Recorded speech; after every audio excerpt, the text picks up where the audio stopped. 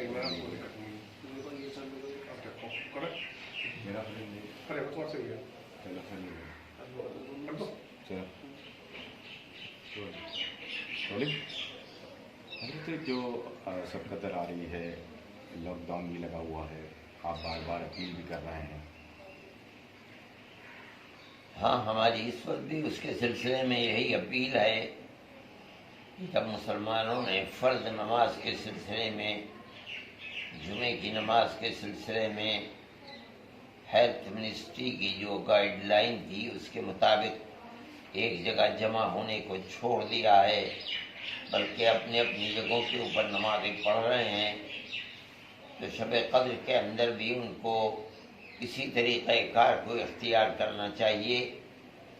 اپنے گھر کے اندر عبادت کریں، بلکہ یہ عبادت جو نفلی عبادت کہی جاتی ہے اس کا اپنے گھر کے اندر ہی رہ کر کے کرنا، یہ اسلام کی نظر کے اندر زیادہ پسندیدہ ہے بمقابلہ اس کے کہ اجتماعیت اختیار کر کے نوافل کو پڑھا جائے اور دعا مانگی جائے. یہ صورت ہے کہ لوگ عام طریقے پر قبرستان جاتے ہیں، لیکن نبی کریم علیہ السلام کا قبرستان جانا کوئی شب قدری کے اندر مخصوص نہیں تھا، بلکہ احادیث سے تو یہ پتہ چلتا ہے کہ آپ فجر کی نماز سے پہلے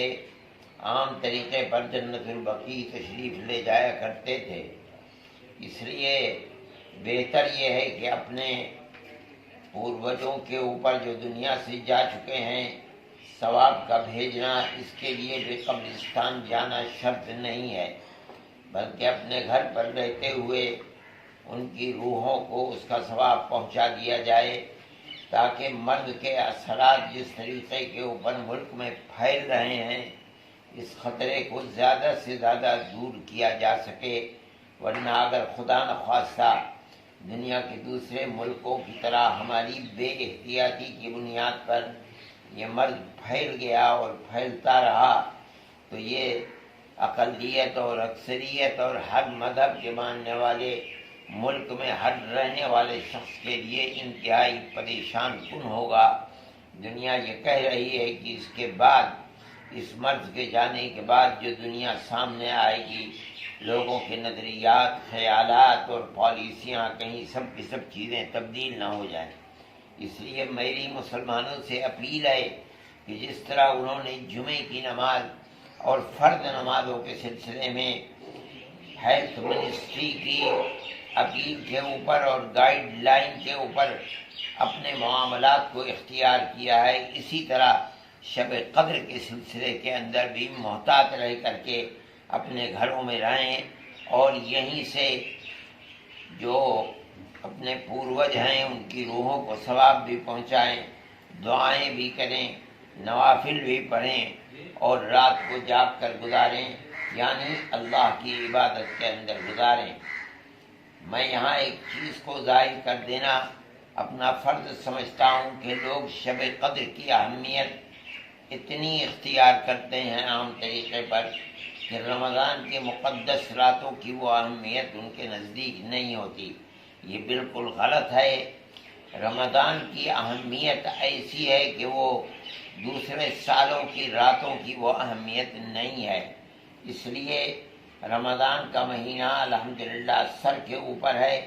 اس کے مقابلے کے اندر آنے والی رمضان کی راتوں کے اندر عبادت کا اور خاص طریقے پر قرآن کے پڑھنے کا اہتمام کرنا یہ شب قدر کے مقابلے میں بہت زیادہ ہونا چاہیے اور بہت زیادہ افضل ہے. مجھے توقع ہے کہ میرے احباب اور خاص طریقے کے اوپر مسلمان چاہے ان کا کوئی بھی نقطۂ نظر ہو، اس چیز کو اختیار کریں اور احتیاط کے ساتھ اختیار کریں اور اللہ سے رو رو کر دعا کریں کہ اللہ ہم کو، ہمارے ملک کو اور دنیا کو اپنے اس غصے کی چیز سے جو ایک غضب کی شکل کے اندر نازل ہوا ہے اس سے محفوظ فرمائیں اور ہمارے قصوروں کو معاف فرمائیں.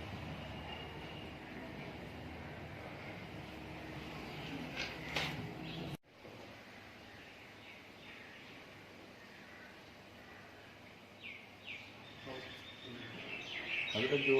14 अप्रैल तक लॉक डाउन था उसको बढ़ाने की तैयारी चल रही है, सरकार चाहती है कि बढ़ाया जाए। जिस तरह से गरीब परेशान हैं, राशन नहीं मिल पा रहा है, बहुत बुरी हालत है। हाँ, लॉकडाउन का बढ़ाना तो जरूरी इसलिए भी हो रहा है कि केस बढ़ रहे हैं, घट नहीं रहे हैं। इसका मतलब ये है कि जो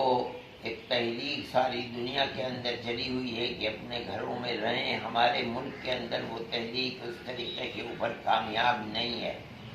लेकिन अगर गवर्नमेंट ये ज़रूरी समझती है कि लॉकडाउन को बढ़ाया जाए तो फिर